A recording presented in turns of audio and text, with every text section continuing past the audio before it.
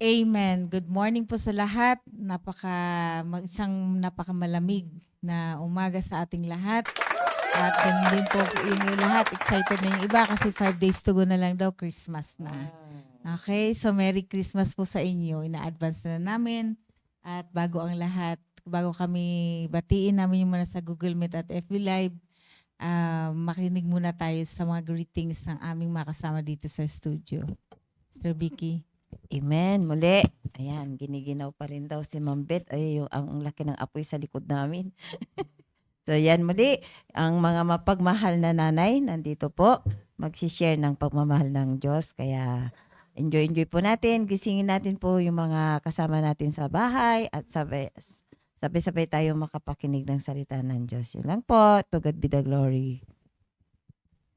Isang malamig na umaga po at papainitin tayo ng apoy doon sa likod. Good morning, Ma'am Tin. Good morning. Okay. Good morning po. Yan lang po. To God be the glory. Morning po yung mga nasa FB Live. Pero since nang kami-kami lang dito at Sister Cherry lang ang aming kasama, nire-request namin siyang mag-greet muna. Sister Cherry. Sino yung mag-umpisa? Wow, privilege pala pag nag-iisa. Good morning po sa ating lahat. Amen. Good morning din sa mga Sister Tintin na nakagugol ngayon. Wala pa yung connection yata ni Ma'am Emilia. At ganun din po sa mga sa FB Live, sila Sister Myra, si Sister Tita. Good morning po sa inyo. Si Brad Edgar na nasa taas ngayon nagigising pa para sa devotion ng mga full-time. At ganun din po. Good morning, Brad Jonas. Ganun din po si Sister Cherry Castro na kababati lang. At good morning, Lakay. Nariingkan. Sister Vicky, nakatabi ko ngayon na nagliliyab, pulang-pula. At so far, ito pa lang po, marami talagang tulog pa ngayon kasi malamig, maging sa taxi. Ang mga driver ay tulog sila. Okay, so sino po magsisimula? Ang pinakabata sa ngayon? Okay, Sister Vicky daw. Amen. Alam ko nang ireregalo ko kay Sir Mark, oh. Amen. So, muli, andito ulit. Masayang-masaya na naman po yung mga nanay. Sabi nga ni Ma'am Jerry, pagka Friday, masaya dito sa studio. Diba? Kaya pasayin natin at painitin natin ng salita ng Diyos. Patuloy po tayo sa pag-uusapan ang andoon na yung buong family committed na maglingkod sa Panginoon at andoon samantalahin natin kumatok sa mga bahay-bahay na buong pamilya din ay mababahagian natin ng kung paano at kung bakit ipinanganak ang ating Panginoong Hesukristo. Kaya andoon po, basahin po natin na sa mga nakaraan na pinag-uusapan na andun talaga kung paano tayo maglingkod na buong family na itong panahon na ito ay dapat buong family na dapat sa loob ng bahay natin lahat ay naunawaan kung bakit ipinanganak ang Panginoong Hesukristo na karamihan po sa atin talagang sa totoo lang alam natin may totoong Santa Claus pero sa Bible salamat sa Panginoon at sa ganitong edad ay naunawaan ko, ipinuunawa ng Panginoon na walang Santa Claus, kundi si Kristo lang po. Kaya sa mga nakaraang mga Christmas presentation dito sa The Baptist Church PMA, nakita natin kung ano talaga na pati lalo sa mga kabataan na dapat yung pagsiselebrate ng Pasko ay talaga ang nag-glory ang Panginoon. Hindi po yung mga batang maliliit na ang saya-saya na ang alam talaga ang inaabangan si Santa Claus, nakakalungkot po talaga na yun po yung nag-glorify, hindi ang Panginoon. Kaya tayo mga nanay, ako lumaki din na alam ko magsasabit ng medyas sa bintana At pag mabait kang bata daw, yung matulog ka ng maaga ay lalagyan ng pera, ng candy yung ano. Pag hindi ka matulog ng maaga, pag walang laman yung medyas na dapat masunurin para may laman yung medyas. Pero sa ngayon, dapat talaga ang maituturo sa mga bata at sa mga hindi pa rin nakakarinig na yun pa rin yung ginagawa sa mga anak ay sana buksan na natin yung puso't isipan natin na ang Panginoon Hesukristo po talaga yung dahilan kung bakit may Christmas. Andoon na kailangan, yan, mga nag-aalala, wala daw regalo, 'di ba? Tayo kahit araw-araw tayong lumabas, yung hindi nga nakakapagod kasi sa bawat puntahan natin, lalo rin mga pinapollow up natin na nakarinig na rin ng salita ng Diyos pero namumroblema pa rin. Syempre, lalo na nasabi ko nung nakaraan yung ikaw, yung katabi mo ang ganda ng Christmas light, ikaw wala, parang nalulungkot ba? Pero sapat na po ang kapanganakan ng Panginoong Hesukristo ay andoon yung tunay na diwa ng Pasko ay maibabahagi po natin. Kaya patuloy po tayo na andoon na talagang tayo matatagal na, lalo tayong mga nanay na convicted tayo. Nandun yung conviction natin na talagang ang Christmas na ito, itong panahon na ito ay panahon ng pagmamahalan. Ayan, parati nga, kung may tampo-tampo, kung may mga hindi kabati, ay kailangan ay andun na yung pagmamahalan. Pero hindi lang po sa araw ng Pasko bilang isang Kristiyano, ay dapat araw-araw ay andoon yung pagmamahal ng Panginoon ang ibubuhay natin, isa sa buhay po natin. Kaya magagawa po natin yun pag andoon, alam natin yung salita ng Diyos. Kaya tingnan po natin sa Jan kung bakit gustong-gusto ang kuwan ng Panginoon na yan ipinuunawa sa atin, yung kapanganakan niya, andoon yung talaga yung pagpapakumbaba, andun yung humbleness, andun yung humility, na sabi nga, kahit na anong hirap natin, walang ipinanganak sa sabsaban ng mga hayop. 'Di ba? Tapos yung nga maunawaan din natin na andoon na sa pagsishare po natin ng salita ng Diyos sa pagbabahay-bahay, ay may mga tumatanggi. Kaya mauunawa natin. Kasi ang Panginoon mula nung ipinanganak siya, wala hindi pa siya ipapanganak pa lang ay tinatanggihan na. Wala nang nagpapasok kay Mary para doon manganak sa loob ng bahay. Pero saan po ipinanganak ang Panginoong Hesukristo? Sa mga kulungan ng hayop. Kaya tayo bilang isang Kristiyano, andun yung kababaan ng loob.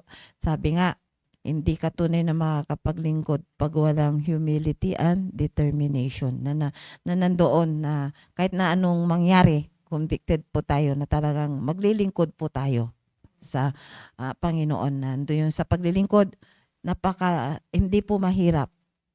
Andoon talaga na talaga ilagay mo sa puso't isipan mo na para sa ibang tao na ipinanganak ang Panginoon hanggang namatay para sa ating lahat na makasalanan. Kaya tingnan po natin sa John 12 verse 23.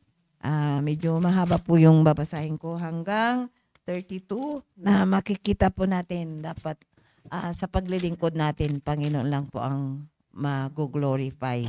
Na ito po yung kwan namin sa Christmas Fellowship. Sabi ko, nagsulat na ako doon sa Friday. Ito yung isi-share ko kasi hindi po lahat nakapakinig. At lalong-lalo na po galing kay Pastor Hill po yung verse na ito. Sabi niya dito sa verse 23, And Jesus answered them saying, The hour is come that the Son of Man should be glorified. Ito po yun na dapat talaga ang Panginoon Hesukristo ang mag-glorify. At sabi niya, Verily, verily, I say unto you, except a corn of wheat fall into the ground and die, it abideth alone. But if it die, it bringeth forth much fruit. Ayan. Verse 25, He that loveth his life shall lose it, and he that hateth his life in this world shall keep it unto life eternal. Yun po yun yung inaano na sa atin sa dalawang group presentation, nandoon yung worldly and godly na pamumuhay po na dapat ang mag-glory talaga ang Panginoon. Napakaganda po yung mga presentation kasi nakikita mo yung actual buhay lalong-lalo na po sa mga kabataan na sabi nga, dumating ang mga magulang, ang hirap ng buhay, ang hirap ng pera, pero pag makita mo sila sa labas, 'di ba? Hindi mo mahira yung kahirapan kasi puro kasiyahan ng sanlibutan. Sabi sa verse 26, if any man serve me, let him follow me. Yan. Ito, Panginoon, pag makita natin sa ating Biblia, puro red letters po yan. Panginoon talaga po yung nangungusap po sa atin. And where I am, there shall also my servant be. If any man serve me, him will my Father honor. Ito po yun, yung napakaganda. Pag naglilingkod po tayong totoo, na talagang ang nag-glorify ang si Jesucristo ay talagang andyan yung honor. Now is my soul troubled, and what shall I say? Father, save me. These are but this cause came unto this hour. Sabi sa verse 28, Father, glorify thy name. Ayan, parati pong nandito po. Then came there are voice from heaven saying, I have both glorified it and will glorify it again. The people therefore that stood by and heard it said that if thundered, others said, an angel spake to him. Verse 30, Jesus answered and said, this voice came not because of me, but for your sake. Now is the judgment of this world. Now shall the prince of this world be cast out. And verse 32, ito na po yun. And if I'll be lifted up from earth, will draw all men unto me. Ayan po. Mula sa pinanganak ang Panginoon hanggang sa kanyang kamatayan, andito po tayo na dapat yun po yung ibahagi natin na hindi po biro-biro ang kamatayan ng Panginoon. Pero tingnan nyo po, kung hindi po siya namatay sa krus ng Kalbaryo, wala po tayong kaligtasan. Kaya yun po yung dapat natin ilagay. Dapat convicted po tayo na maglingkod po sa Panginoon na anuman po ang mangyari. Andyan mga problema, andyan yung mga persecution. Pero pagka talagang andyan yung conviction po natin, maglilingkod. At ano yung gustong-gusto ng Panginoon na ma-multiply po sa atin? Ay the image of God. Yun po yun na bilang isang Kristiyano, ang dami, sa mga nakaraang buwan, sa mga nakaraang topic po natin, parating nandoon na dapat andun yung pamumuhay bilang isang Kristiyano. Ano yung makikita? Ang buhay ni Kristo. Kristiyano, tagasunod ni Kristo na parating nandyan mababasa natin na talagang dapat sumunod at maglingkod sa Panginoon at nandoon po yung pagmamahal po natin na andun yung prayer, andun yung reading the Bible, andun yung patuloy po na yung church attendance natin at andoon sa ngayon na nakaka-bless talaga kasi andyan yung talaga yung fellowship po natin na pagka sa lunch, karamihan ay nandito na nagla-lunch, sa linggo ulit, nandyan, sama-sama tayo ulit. Yun po yung gustong-gusto ni Pastor na hanggang sa kainan ay sama-sama po tayo. Ang The Baptist Church of PMA na nandyan sama-sama masaya kahit ano man yung mga baon. Ang nakakatuwa din yung ibang grupo titingnan yung ulam ng ibang grupo at nandoon, uy, ganyan. So, di ba? So, pag talagang sobra-sobra, kaya na konti, tikman nyo yung ulam namin, ganyan, di ba? Ang saya-saya at yung po yung araw ng linggo, di ba? Andoon yung isang sa loob ng isang linggo, 7 araw, pero isang araw po yung hinihingi ng Panginoon na sama-sama po tayo na buong araw, umaga. Ang linggo po ay mula umaga hanggang gabi, di po ba? Kaya wag din tayo mag-alala kung gagabihin pa tayo, lalo na sa itong Sunday. So masaya po na Christmas party ng Christmas fellowship ng mga bata, ay invite po natin yung mga magulang ng mga bata na hindi pa talaga alam yung tunay na diwa ng Pasko. At yun ay mag-glorify natin ang Panginoon. Yun ang gusto ng Panginoon makita sa atin. Mga anak ng Diyos, mga lingkod niya na nandyan yung unity, andyan yung pagmamahalan po. Yun lang po. To God be the glory. Amen, Sister Vicky. Good morning, Ma'am Sheila. Kayo muna po ba?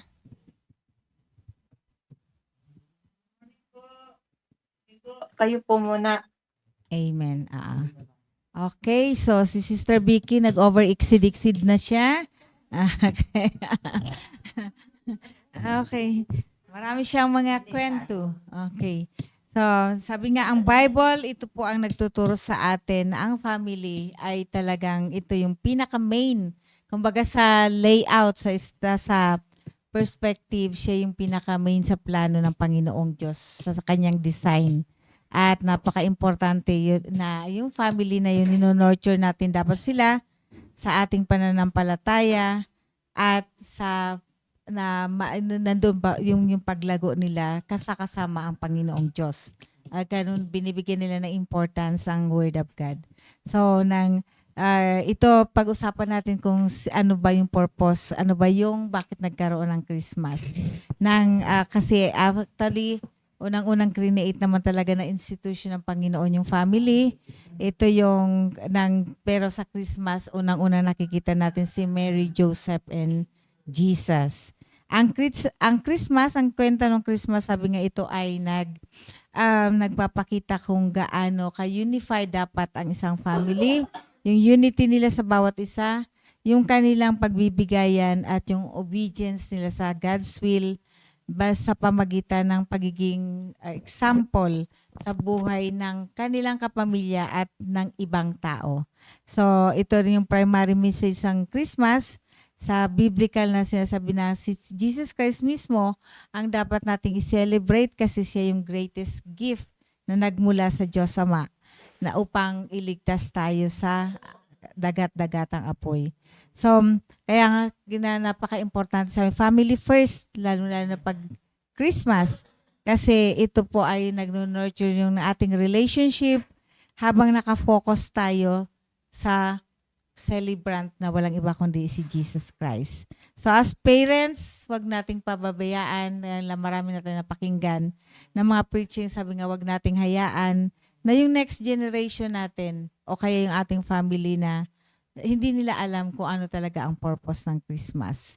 Kaya nga sabi nga ang principle ng family dapat pag tuwing may Christmas na andun yung pananaw natin na God as the author of family. Sinabi sa Genesis 2:18, and the Lord God said, it is not good that the man should be alone. I will make him an helpmeet for him.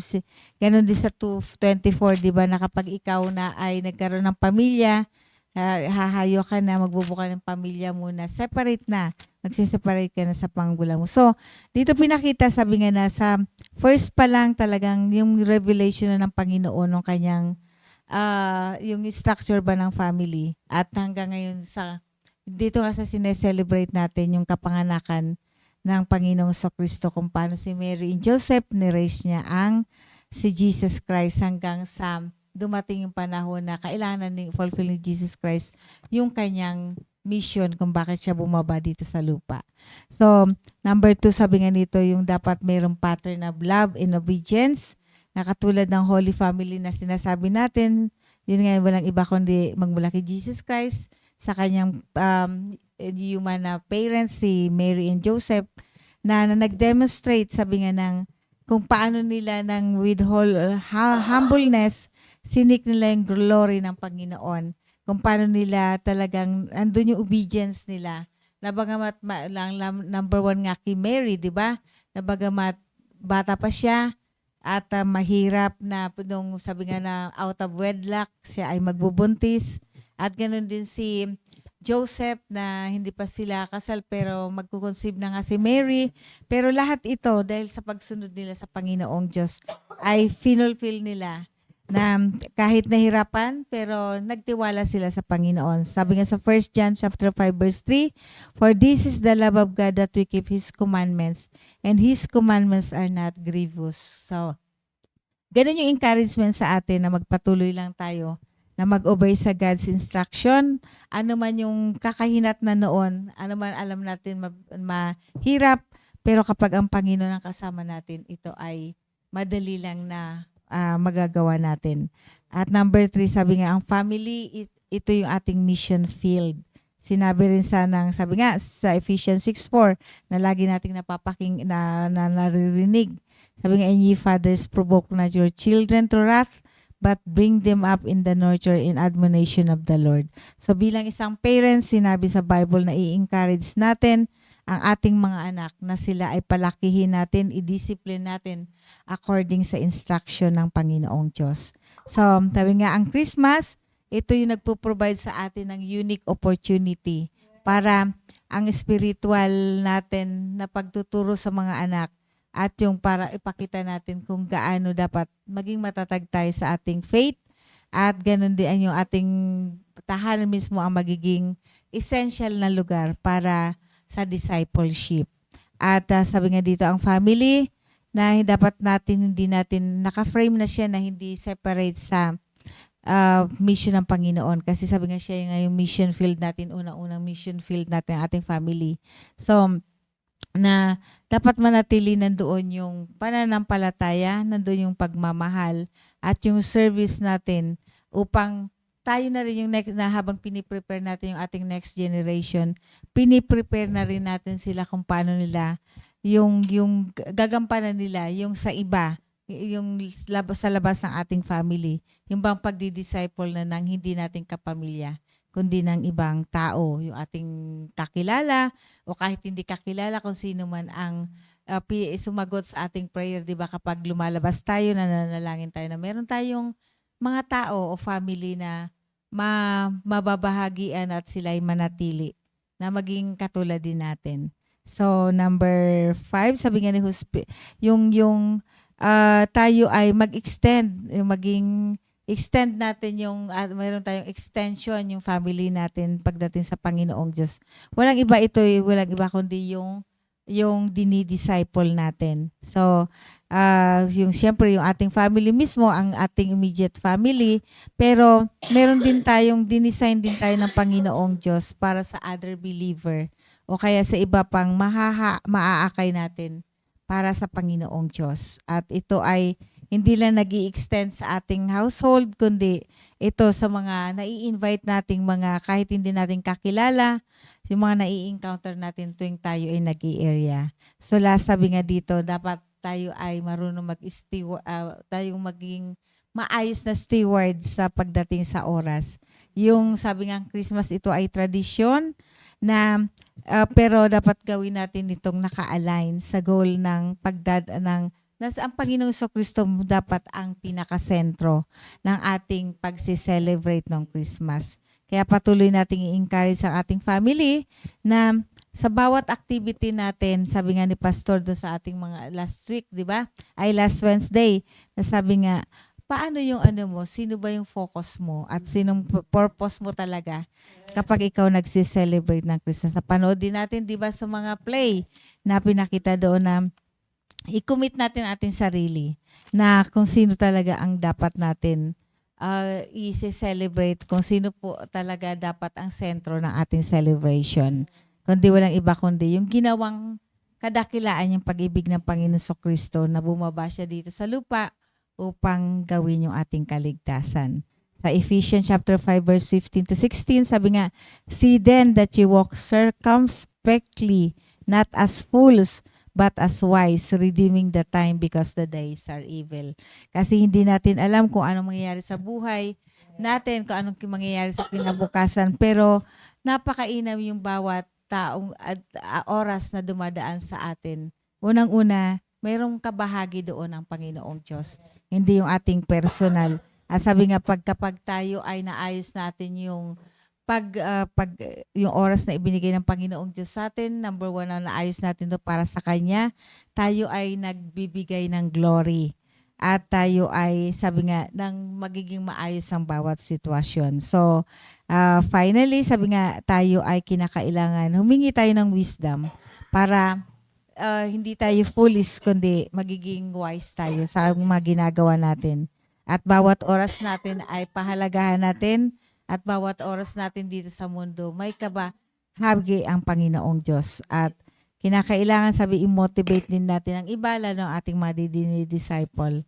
At yung purpose, sabi nga dito, na kailanman, wag mo nating, hindi lang yung tira-tirang oras natin o yung tira-tirang bagay para sa Panginoon, kundi siya muna yung first time na i-allot natin, yung time natin para i-glorify natin ang Panginoong Diyos para yung eternal purpose ng Panginoon dun sa atin, kung ano yung dinesign niya ay ating magampanan. So yun lang po. To God be the glory. Sister Benny, humihirit ng ubo. Okay, Amen. next po. Kahit na anong ubo yan. Napaka napaka ganda po ng ating pong topic na tayo po ay ngayong Kapaskuhan ay dalhin natin yung ating family sa bahay-sambahan sa salita ng Diyos dahil kasi wala na tayong ibang kagalakan kundi yung sa pagsapit ng Pasko ay makasama po natin ang buong pamilya natin, hindi sa pagdiriwang ng Kapaskuhan sa labas. Oo nga, masaya. Marami kang makikita na mga magagandang palamuti, mga pagkain,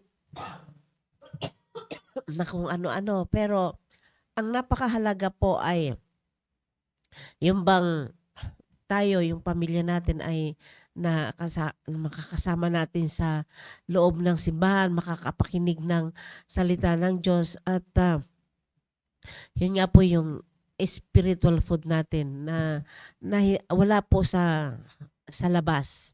Kaya nakakatuwa po talaga na pag ganitong dumarating ang Kapaskuhan ay iyon ang ibinabahagi natin sa ibang tao. Bagaman meron po tayong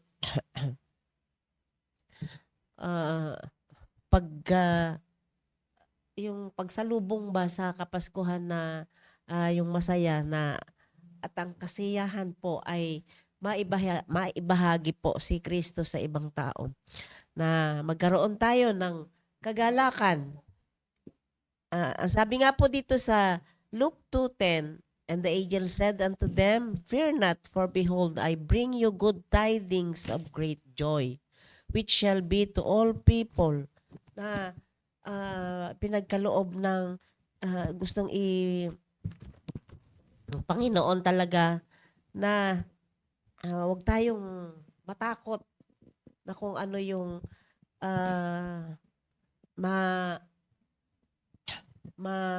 kakasalamuhan natin sa mundo. Kasi andiyan ang ating Panginoon. Kaya yun nga sabi dito na I bring you good tidings of great joy, which shall be to all people. Na may kagalakan. Magkaroon tayo ng kagalakan na madala natin ang ating pamilya sa simbahan at ngayong Kapaskuhan at pati na din ang mga nawiwin natin, mga dinidisciple. Kasi yun nga po naman ang una-una pong talaga na kagustuhan ng Panginoon. Ang sabi nga po sa John 3:16, For God so loved the world. Yun. Bumaba ang ipinagkaloob ng Panginoong Hesus, ng Panginoon natin, ang ating Panginoong Hesukristo, bugtong niyang anak para sa ating mga tao na makasalanan. Kaya doon ay makikita natin na yung pagmamahal ng Panginoon sa atin ay sa buong mundo talaga yung pagmamahal na yon. Kaya hindi niya ipinagkait yung kanyang bugtong na anak na ibahagi sa atin. Kaya tayo naman bilang isang anak na rin ng Diyos ay bakit natin ipagkakait ito sa ibang tao? Kaya yung tunay na pagmamahal pag ganitong dumarating ang Kapaskuhan ay yung ibahagi natin si Kristo sa ibang tao.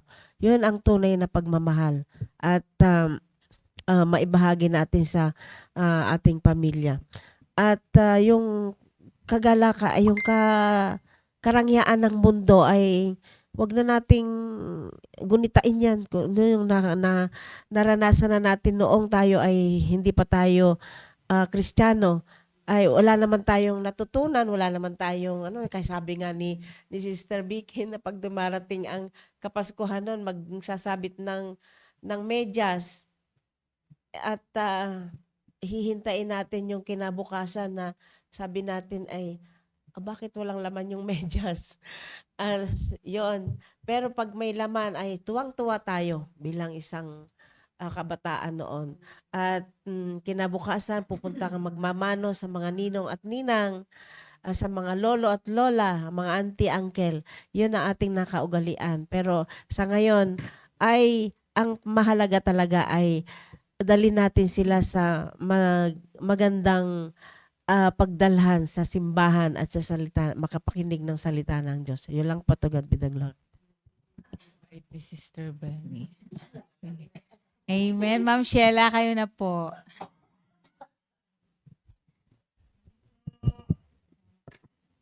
Sir Irene. Morning. Narinig niyo kami dyan. Sa mga kabisayaan, mga importante. Sabi ko, Diyos mo rin na kasi dito sa Kailocanohan, naimbag na bigat. Yan. Ang ating topic ay ganun pa rin, yung Committee of Family Art Christmas. Salamat sa mga Ma'am Bet, Ma'am Benny, Ma'am Vicky. At nagpapasalamat ako doon sa yung ating ngayon panahon na to, yung season na ito yung chance natin para mauwi natin yung ating family, especially doon sa mga uwi sa kanilang kanya-kanyang bahay, na wag nating inimiss yung madala natin o ma-invite natin yung ating family. Kasi nga, commit our family first to Christ. Na dalhin natin sila. Gawa tayo ng paraan para madala natin sila sa ating Panginoon. Sapagkat ang purpose ng Panginoon, bakit siya naparito sa lupa ay para i-save ang sanlibutan. Sabi nga sa Matthew 1:21, and she shall bring forth a son, and thou shalt call his name Jesus, for he shall save his people from their sins. Merong purpose bakit naparito sa lupa ang Panginoon. Siya ay nagkatawang tao sa pamamagitan ni Virgin Mary, kinakailangan siyang ipanganak. Sapagkat ang Diyos ay Espiritu, wala siyang laman, kinakailangan mag-manifest siya through flesh, na hindi siya magkaroon ng flesh, di natin siya makita kung hindi gagamit ng isang tao. Kaya nga tinawag siyang Blessed Woman, si Virgin Mary, para ipanganak ang Panginoong Kristo, na bagamat wala pa siyang asawa, ay ang time na yun ay nagbuntis siya, pero may purpose. Kinausap siya ng angel, Gabriel, na yung kanyang ipagbubuntis ay ang Panginoong Kristo. Kaya sa dyan pa lang may pangalan. Sapagkat merong purpose ang Panginoon na kinakailangang mangyari yung kanyang will. At tayo na mga tao, yung will na yun dapat tayo yung tulong-tulong para ma-fulfill yung purpose o yung will ng Panginoon, na tayo bilang isang parents o tayo yung mga naunang naligtas, tayo yung accountable sa ating family, na dapat tayo mismo yung makapagdala, makapag-encourage.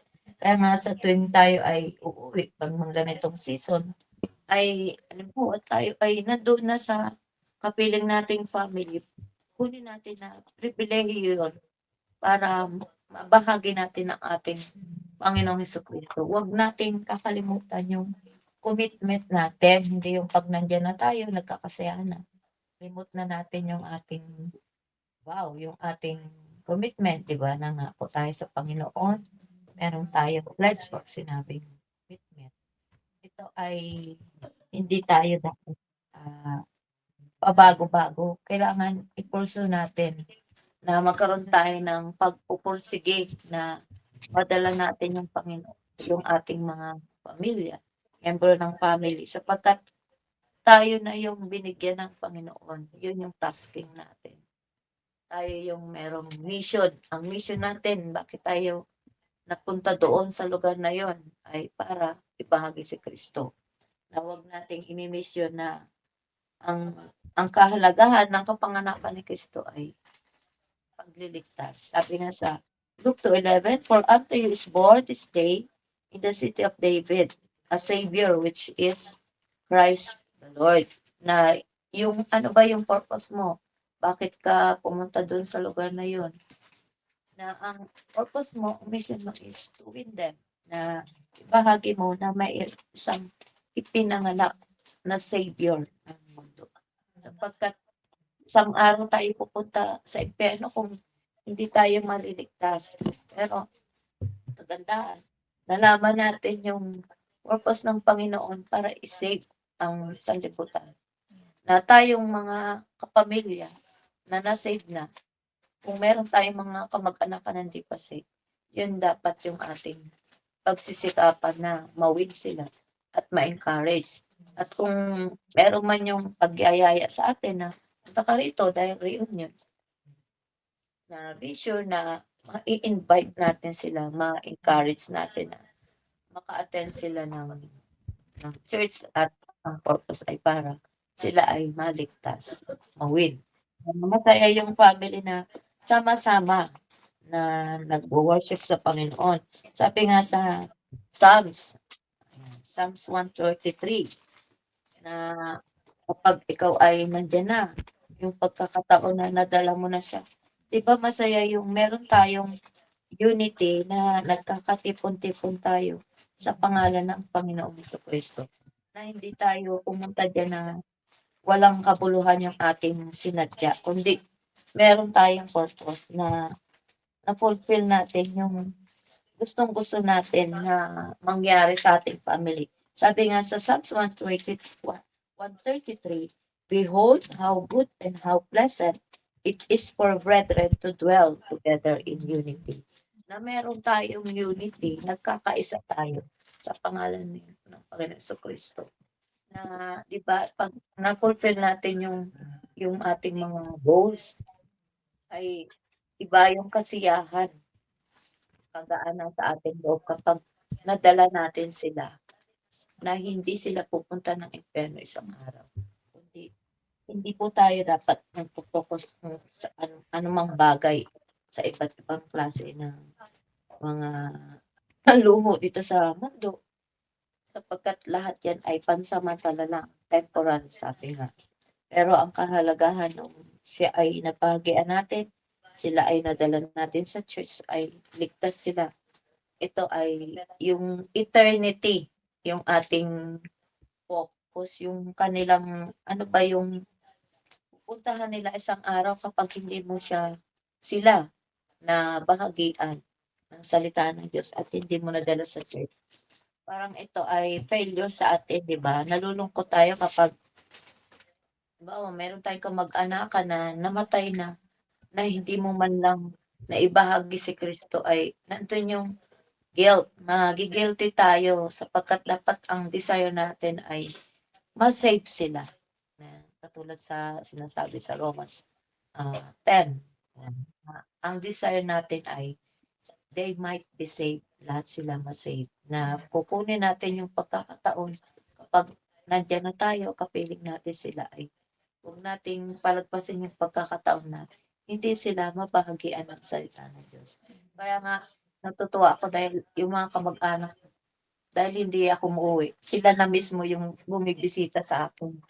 Kaya totoo ako nung napunta ako sa church, kahit baguhan lang ako, 2006, kapag yung mga kamag-anak ko, mga kapatid ko, mga bayo ko, pupunta sila sa bahay, ay talagang sinisikap ko yung sila ay madala sa church.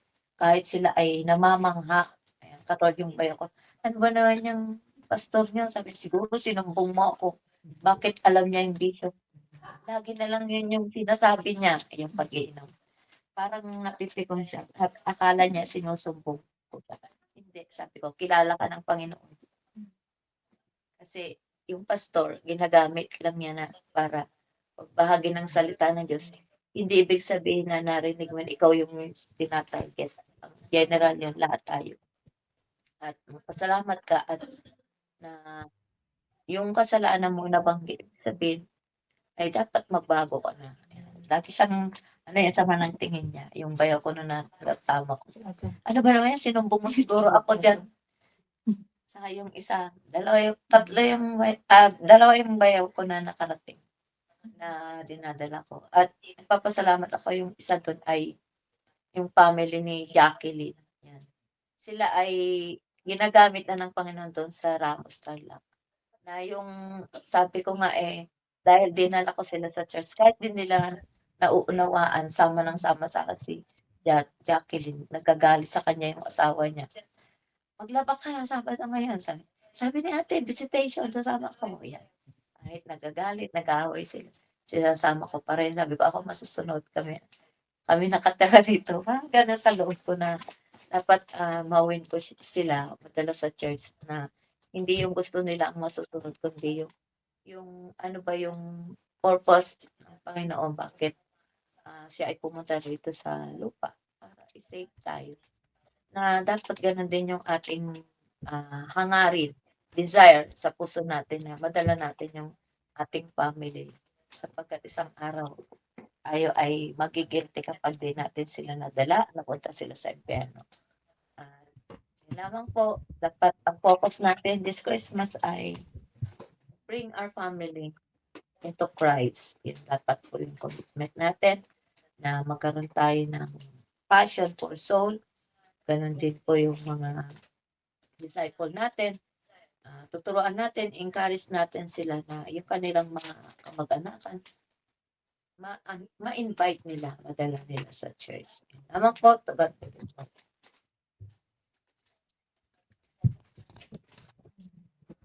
Amen. Thank you po kay Sister Irene. At ngayon po ay nandito po kami sa house ni na Sister Julie. Ayan, Sister Julie. Nakalimutan niya. Sister Perlina. Ayan po. Ang aga-aga niya. Ang aga-aga niya sa bayan ni Sister Julie. Ayan po. At ang ating topic po ay commit our family first to God this Christmas.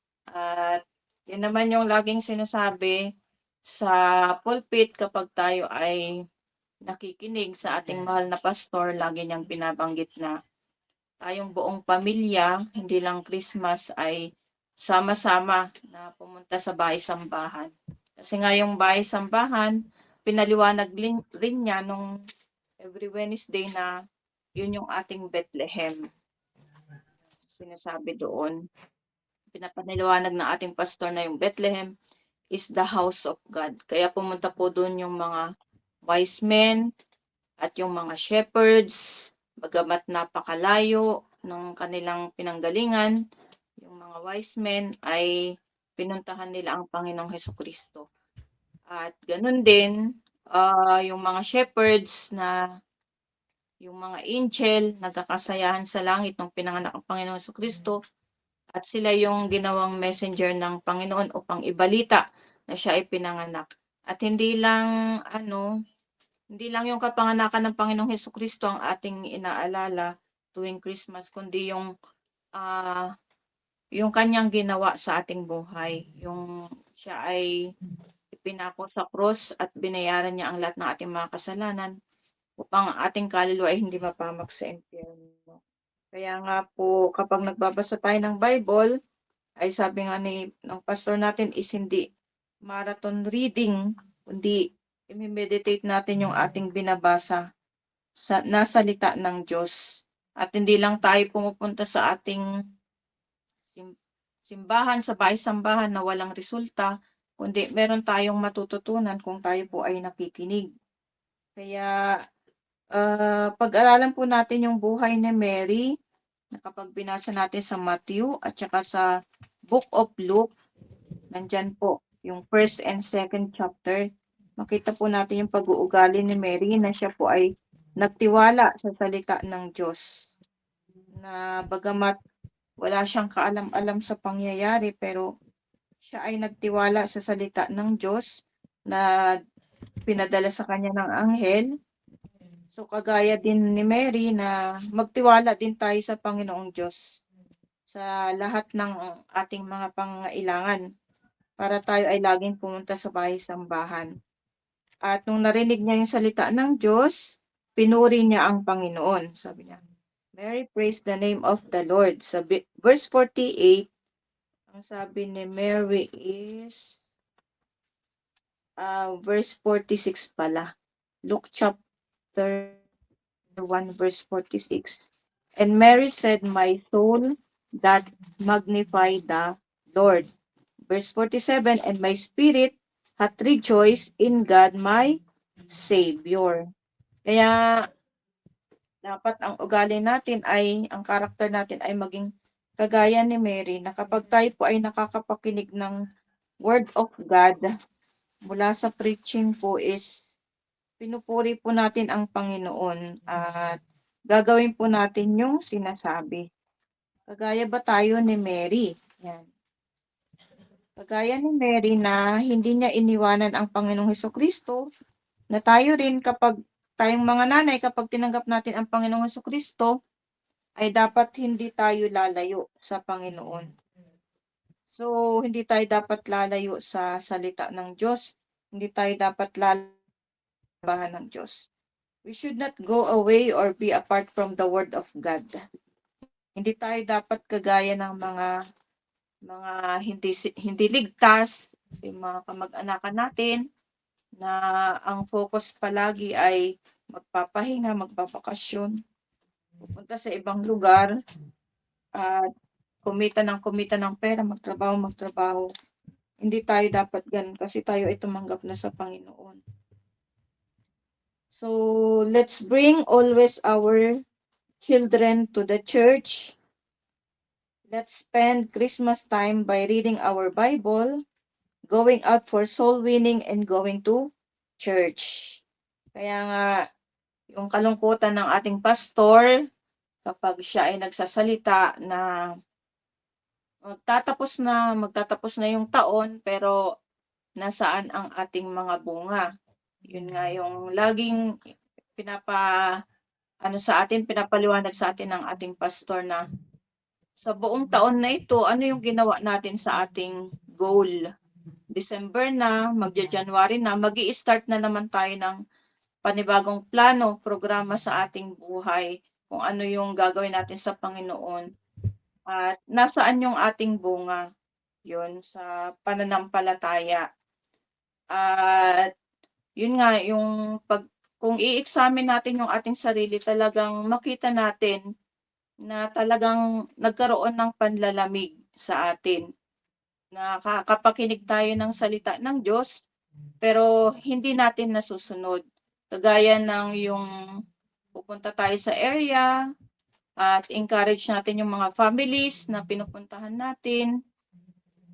So, nalulungkot siya kasi nga pag pumunta sa area tapos magsusundo ng mga bisita, konti lang yung nakakasakay sa sasakyan. So, sayang yung gasolina, yung gastos ng church, sayang yung pagpunta sa area, yung pamasahe ng mga ginagamit ng Panginoon. So, parang yun yung bigat. Nararamdaman ko yung bigat sa dibdib ng pastor natin. Kagaya din nung pumunta kami sa Ramos Tarlac, sinasabi niya, meron din kalungkutan yung ating mahal na pastor sa mga nangyayari kasi nga tayo bilang mga anak ng Diyos ay kailangan talaga na kapag tinanggap natin yung salita ng Diyos ay gagawin natin sa ating buhay. Ang nakakalungkot nga lang kasi pag tumatagal na tayo sa simbahan, parang yung mga naririnig natin na mensahe ay parang hindi sa atin. Parang doon lang sa mga baguhan yung mga mensahe na yun. Kaya may kalungkutan si pastor natin, Pastor RJ natin, kapag dumarating yung Sunday na kunti lang yung mga bisita na dumarating, tapos yung mga mga nadadala nating families unti-unting nawawala, nanlalamig. So pinag-aaralan ko rin yung aking sarili dun sa mga naririnig kong message. May nagagawa ba talaga ako sa Panginoon? Yung ganun. Kaya pag-aralan din natin yung ating sarili na kung minsan, yun nga, sinasabi ng ating pastor na parang ano yun, marami na tayong napapakinggan pero parang baliwala. Wala yung application talaga na magkaroon tayo ng excitement na pupunta sa area. Parang gusto ko ngang ibalik yung dati na ginagawa namin noon. Na kapag pumunta sa area, yung naguunahan. Naguunahan na pumunta sa bahay upang wala nang ganun eh. Wala nang ganun sa atin na mga, lalo na sa atin mga full time. Wala na yung pupunta sa area tapos naguunahan. Uy, pupuntahan ko yung bahay na yun. Kasi ganun kami dati. At kapag uuwi kami galing sa area, magtatanungan kami ng soul winning namin. Ilan na soul winning mo? 20, ganito. O, naabot mo ba yung goal mo? Huwag ka munang kakain hanggat hindi mo maabot yung, ma-reach yung goal mo. Kasi ano, dapat marami tayong masosoul winning para marami tayong ma-invite. Kasi yun yung laging tinuturo ng pastor natin na kapag 10 lang yung na-sharean natin at 10 lang yung naimbitahan natin, baka isa lang ang sasama. So kung makapunta tayo sa 10 bahay na yan, maaaring baka isa lang. Yun yung laging tinatanong ni Pastor RJ kapag nagmi-meeting. Ilan ba yung napuntahan mong bahay? Kung 10 lang yan, di isa lang talaga. So pagdating ng Sunday, ganun talaga. So inaano ng pastor natin, iniisa-isa yung mga grupo. Anong ginawa ninyo sa area? Yun na naman yung tinatanong sa. Kaya wag nating sabihin na lagi tayong sinisisi ng pastor natin kung bakit wala tayong nadadala. Kasi nga, yun talaga, yun yung talaga yung resulta ng ginagawa natin. Kung pupunta tayo sa area araw-araw, magsusolwining tayo ng 10, ganun, talagang wala. Pero kung marami tayong nababahagi na ng salita ng Diyos, marami tayong napupuntahang mga tahanan, at hindi ba natin maisip kung sino ba talaga yung susunduin natin. Parang yun yung nawawala kasi ngayon sa mga simbahan at sa mga manggagawa ng Panginoon. Yung excitement na, uy, pupunta ako sa area ko, ang dami nating nililista ng mga pangalan doon, ang dami nating ipapanalangin. So yun yung gusto ng pastor natin na maibalik natin. At hindi lang yun, maganda rin na palagi nating alalahanin kung sino ba si Jesus Christ sa ating buhay. Yung sinasabi natin palagi na Jesus Christ is our Savior, Jesus Christ is our Emmanuel, God with us, nasa atin ang Panginoon, and Jesus Christ is our Lord, He is our Master. Kaya nga, siya yung palaging pangunahin natin. Ang nakakalungkot nga ay, sabi ng pastor natin is, extra time lang talaga ang Panginoon. Uunahin ko yung trabaho ko kasi mahalaga ito. Unahin ko yung mga gawaing bahay, unahin ko yung business ko. Saka na lang ang Panginoon. Yun yung parang nangyayari ngayon. Hindi priority ang Diyos. Kaya nga ngayon, ini-encourage ko yung mga kasamahan kong mothers dito sa area. Kaya nga pinupuntahan ko sila para encourage ko sila na unahin nila ang Panginoon. Kasi ang Panginoong Jesucristo, He is our Savior, our Lord, our Master. At hindi lang yon, siya talaga ay nakatira sa atin pag tinanggap natin siya. At yun lamang po yung ma-share ko. Prayerfully na lahat tayong mga mothers ay i-priority natin palagi ang gawain ng Panginoon. So yun lamang po, back to the studio at andyan yata yung mga full-time mothers. Andyan ba sila ngayon? Sister Risa po sa Sister Cherry. Ang nandito. Okay. Aha. Thank you po, Ma'am Sheila. So, pakinggan muna natin Sister Cherry, ang kanyang, ano ba yun, yung tawag doon? Ang kanyang Ang sasalubin. natutunan. Ang natutunan ko po sa mga host natin ay ngayong Pasko talagang very important na Panginoon po yung nalulugod. Kaya nagpapasalamat po ako dahil sa devotion na ito ay napapaalalahanan tayo lagi na kung ano ba dapat yung focus ng pagse-celebrate natin. Kasi marami talagang pagkakataon na matitempt tayong mag-join sa mga worldly na pamamaraan. Minsan, mas priority pa natin yung celebration sa labas, di ba? Pero nalalaman natin dito, napapaalalahanan tayo na dapat Diyos yung nalulugod. At ang blessing naman talaga pagka masaya ang Diyos. Ngayon, kung gusto mo na ah, sa tao ka lang nagpapa-validate, kagaya nung yung inexplain ni Ma'am Vicky kanina na preaching ni Pastor Hill doon sa yun, ay hanggang dito lang din talaga yung kasiyahan mo, no, hindi hanggang langit. Kaya thank you po sa mga natutunan.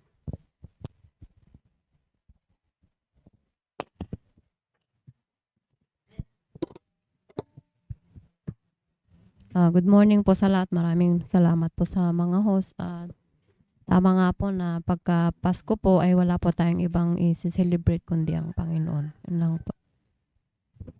Amen. Sister Risa, Sister Cherry, salamat po sa inyo. Si Sister Tinti naman, na nag-iisa sa Google Meet. Good morning po sa inyo po. Muli po, nagpapasalamat po sa devotion na ito. Sa panahon nga po talaga po na ito, ay dapat po yung celebrate po natin, dapat po masaya yung celebrant, di po ba? Kaya ang Panginoon po yun, so lahat po na ating gagawin, sa preparation, sa Pasko, sa lahat po, ay dapat po masaya po ang Panginoon. Thank you po. Amen po. Thank you. Yun nga, sabi nga na dapat, lagi naman natin napapakinggan. Yung celebrant talaga ang dapat i-celebrate natin. Okay? So mga hindi namin kanina sa FB Live na nag-greet, good morning sa inyo, Sister Heidi. Si Ma'am Rachel, good morning din po. Kay Brother Philip, good morning. At so far, si Krisha. Sister Myra, si Sister G. Arong, good morning sa inyo. Krisha, Merry Christmas. At si Selay Avila Escalona, maray na aga po sa Gabos. Bicolana siya. Okay, si Sister Lina, ang dearest sister-in-law ni Sister Vicky. So far, kay Bradbury po, as Sister Nelda, good morning po sa inyo lahat. Okay po, to God be the glory. Closing prayer tayo. Sino po magko-close? Kayo na lang po, Ma'am Sheila. Okay po, at ano po pala, pinag-usapan po namin ni Pastor RJ na ang mga mothers po ay magpe-fellowship ng January 1. Wow. Sa January na. Lunch fellowship po. Yan po yung pinag-usapan namin ni Pastor RJ. Kung okay po sa inyong mga mothers, pag-usapan natin next sa Sunday. Yun po yung tinalaga niya na fellowship po natin. Kasi marami ng mga fellowship, Christmas fellowship ng mga bata, Christmas fellowship ng church. Ganun po. Kaya sa January po tayo. Yan po, sige po. Si Ma'am Julie pala Pray po hindi tayo. nakapagsalita. Dakilang Diyos, Ma'am. salamat. Sister Julie. Oho. Ayan, nakalimutan niya kami. Kalimutan. Sister Sister Ferlina. Good morning po. Ang natutunan ko this morning is yung focus tayo sa Panginoon talaga. Na maglingkod at mag-disciple po. Yun lang po. Amen. Yan po, Sister Ferlin. Hello po, good morning po. Sabi nga, from the verse, the glorious of the peace of peace. Kasi ang natutunan ko rin po dito, yung hindi po natin makakalimutan yung suwinig po, yung discipleship po, at saka yung the commitment of the King Lord Jesus Christ, na hindi po natin siya nakakalimutan sa ating trabaho. Amen. Thank you, Kanyang, Sister Ferlina. Ma'am simbahan Sheila. po. Yan po. Prayer. Ay, Ma'am, Ingat po. Sister Ferlina. Ingat po niyo po. Okay. Sige po, Ma'am Sheila. Hi. Let's pray po. Dakilang Diyos, salamat po sa tapos po naming Mothers Online Morning Devotion. Thank you po sa mga kasamahan po namin mga host. Sister Vicky, Sister Benny, Sister Beth, Sister Irene. At salamat po sa kanilang puso po sa gawain ng Panginoon, ng kanilang buong pamilya po na sila po ay patuloy po nananatili sa simbahan. At maraming salamat po sa kanilang paglilingkod na sa kanilang mga edad na nandun po yung kanilang kasiyahan po sa gawain ng Panginoon. At nawa Panginoon, ito po yung matutunan din po namin ng mga nanay na bagamat marami pong mga distraction po sa sanlibutan po. Tulungan niyo po kami, Panginoon, na ang palaging pangunahin po namin ay kayo po, Panginoon, kayo po ay maitaas po namin po palagi. Luwalhati po ang inyong pangalan at kayo po ay maging masaya po sa aming buhay. Tulungan niyo po, Panginoon, ang mga kasamahan po naming mga mothers na makita po namin ang inyong kahalagahan po. Kahalagahan na kayo po yung pinanganak na tagapagligtas at kayo po yung nagligtas sa aming kaluluwa sa impyerno. At nun po kayo po yung masusunod po sa aming buhay. Tulungan niyo po, Panginoon, sa lahat ng aming mga gagawin ay hindi po mawawala yung soul winning po, pag-invite ng bisita at makapag-disciple din po kami ng pamilya po. Panginoon, kayo po yung maging masaya this coming Sunday po. At nawa Panginoon, palagi po kaming magpupuri po sa inyo at makikinig ng Word of God sa pamagitan ng pagtungo po sa bahay-sambahan ng Panginoon. Hindi po kami mawawala po palagi sa pag-attend po sa church. Thank you po sa mga blessings niyo po sa amin, especially the gift of eternal life. Please forgive us from all of our sins. In Jesus' name we pray. Amen.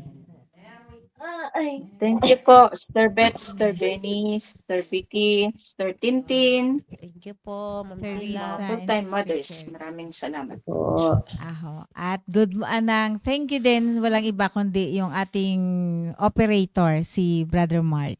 Amen. Okay, salamat you. po sa inyong lahat. Merry Until Christmas. bukas uli.